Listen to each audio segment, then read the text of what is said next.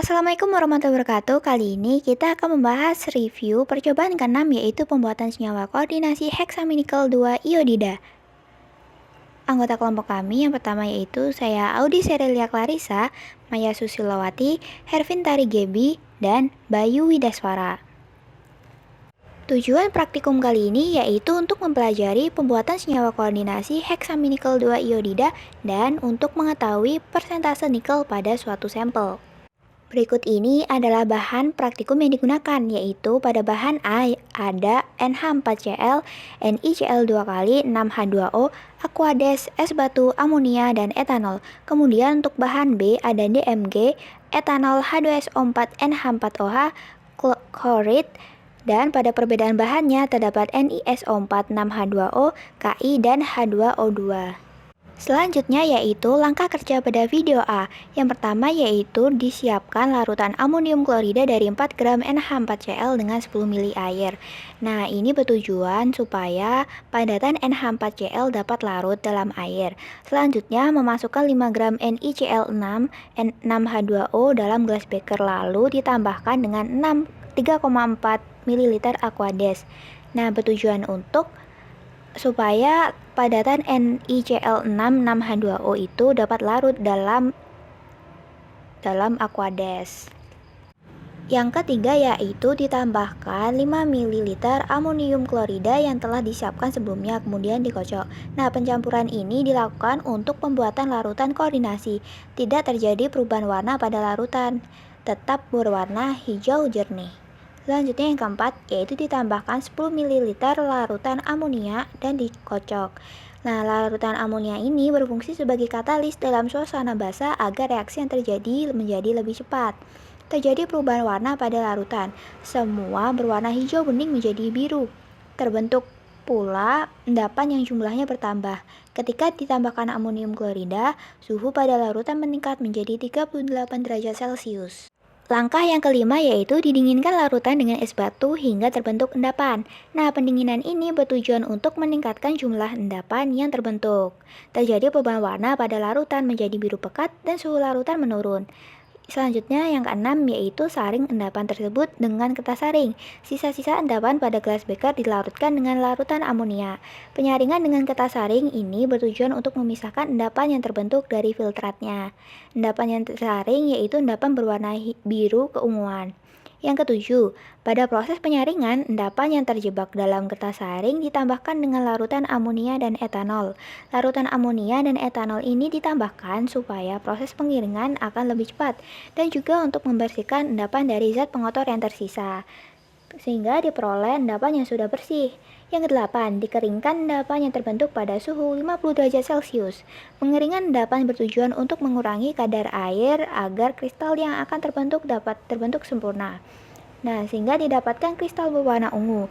Yang kesembilan, terbentuk kristal hexaminical 2 iodida, lalu dicuci endapan tersebut.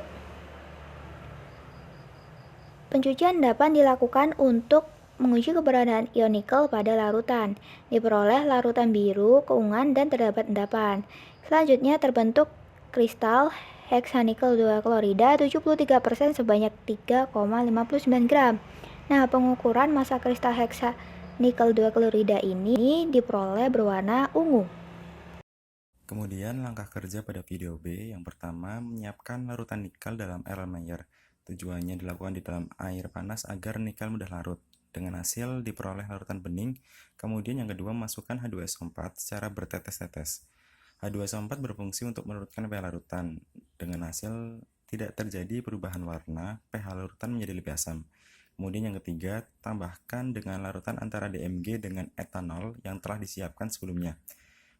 Dilarutkan dengan etanol agar DMG mudah larut.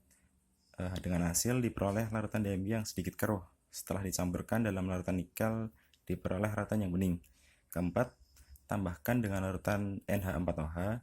Penambahan larutan NH4OH bertujuan untuk menentukan persentase nikel dalam sampel. Dengan hasil terjadi perubahan warna pada larutan menjadi berwarna merah muda terang. Hal tersebut menandakan bahwa terdapat ion nikel di dalam larutan tersebut. Kemudian yang ketiga yaitu langkah kerja yang terdapat di buku panduan. Yang pertama, Larutkan 1 gram NiSO46H2O ke dalam 5 ml air dalam gelas beker, bertujuan agar terbentuk larutan NiSO46H2O. Yang kedua, tempatkan gelas beker dalam lemari asap dan tambahkan 10 ml amonia pekat. Reaksi dilakukan di dalam lemari asap agar asap yang dihasilkan tidak mencemari ruang praktikum dan agar tidak membahayakan orang yang ada di sekitarnya. Kemudian yang ketiga, tambahkan 2,6 gram Ki ke dalam campuran dan biarkan campuran selama 15 menit.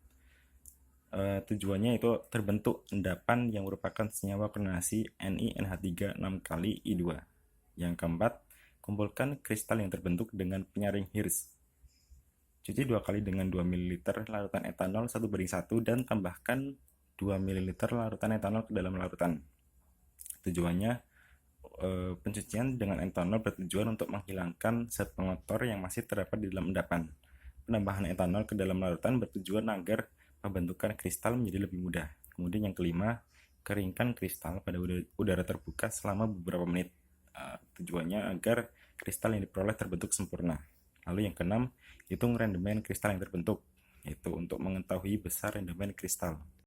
Kemudian yang ketujuh, untuk menguji keberadaan ion Ni2+ di dalam campuran, larutkan sejumlah kecil sampel 0,01 gram ke dalam 0,5 ml air dan tambahkan larutan amonia 5M dan tambahkan 5 tetes larutan DMG dan amati perubahannya.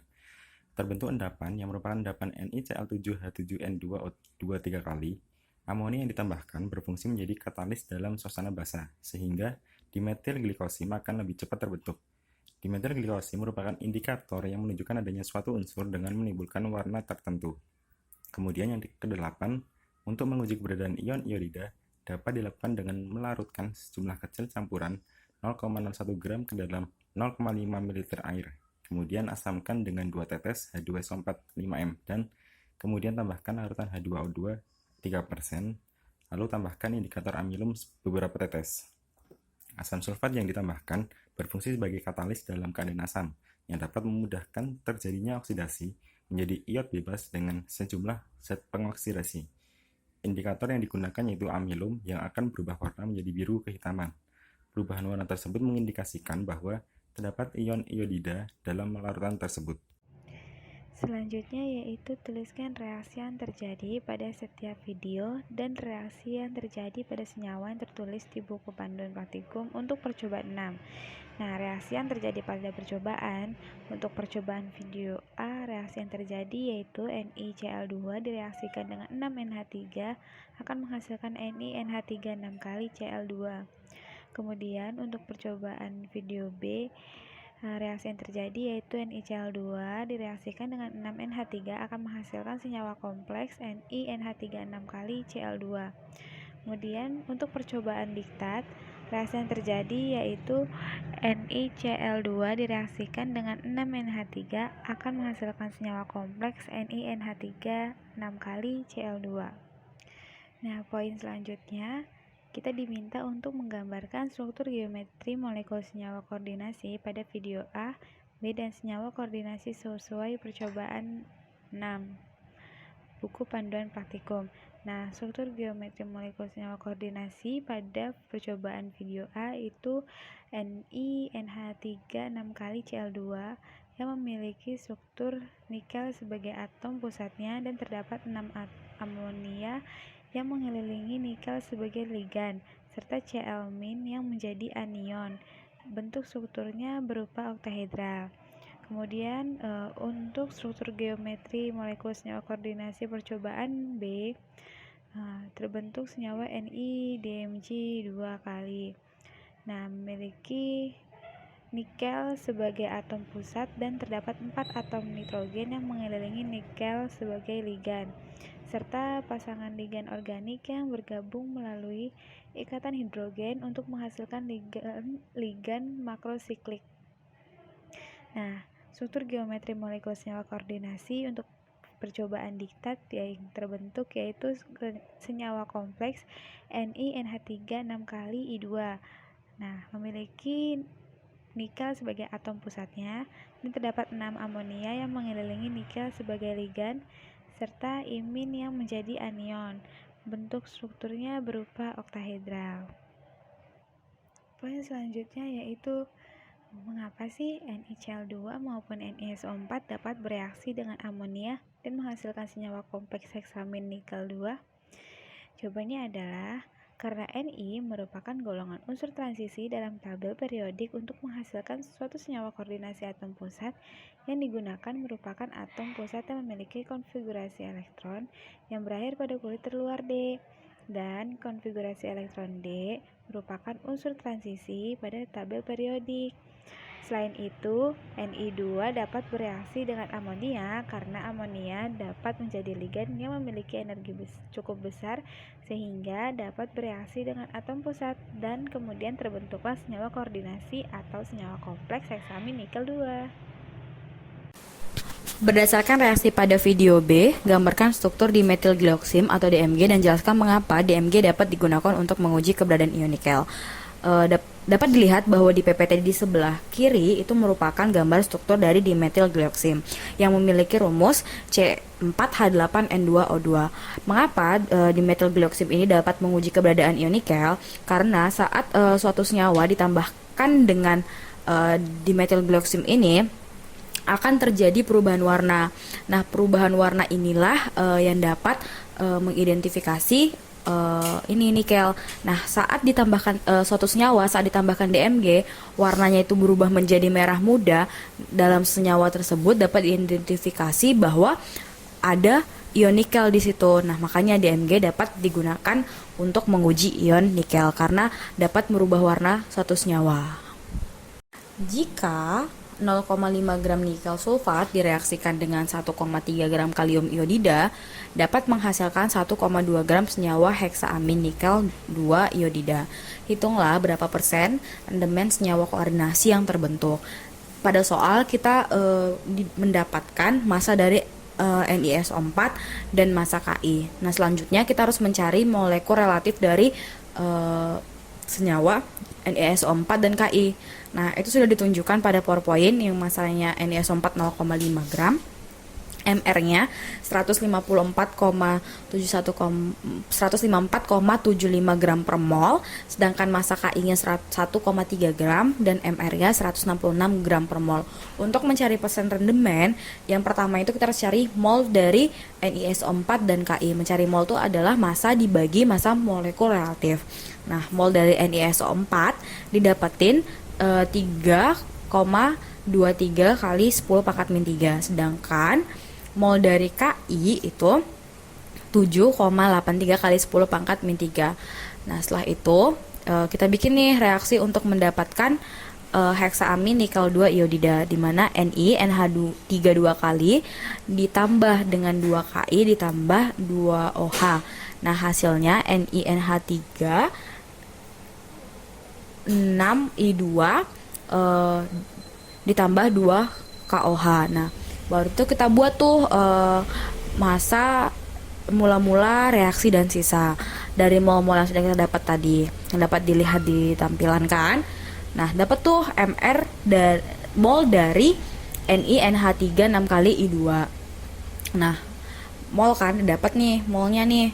Molnya itu 3,23 kali 10 pangkat min 3 mol. Nah, setelah itu udah dapat mol, terus kita cari MR-nya untuk menentukan berapa massa dari NiNH3 6 kali I2 yang terdapat pada soal. Nah, berarti kalau mencari massanya berarti mol dikali MR. Nah, didapatkan massanya 1,33,9 gram. Ini 1,33,9 gram ini merupakan adalah massa teoritis dari NiNH3 6 kali I2. Untuk mencari persen rendemen itu merupakan massa sampel dibagi massa teoritis dikali 100%. Persen rendemennya adalah 1,2 gram dibagi dengan 1,339 gram dikali 100%. Hasilnya persen rendemennya 89,61%. Kesimpulan yang bisa diambil dari praktikum 6 ini yaitu pertama, pembuatan senyawa koordinasi NiNH3 6 kali I2 Metode yang digunakan yaitu metode rekristalisasi. Pengujian ion nikel pada percobaan ini digunakan di Mg atau di metil glukosm, ditandai dengan munculnya warna merah muda pada saat reaksi berakhir. Pengujian keberadaan ion iod dengan menggunakan indikator amilum ditandai dengan munculnya warna biru kehitaman. Sedangkan kesimpulan yang kedua yaitu pada pengamatan percobaan berat NiNH36 kali Cl2 yaitu sebesar 3,59 gram. Nah, itulah tadi pemaparan materi tentang review percobaan 6 dari kelompok kami. Semoga dapat bermanfaat dan jika ada yang ingin ditanyakan dipersilahkan. Wassalamualaikum warahmatullahi wabarakatuh.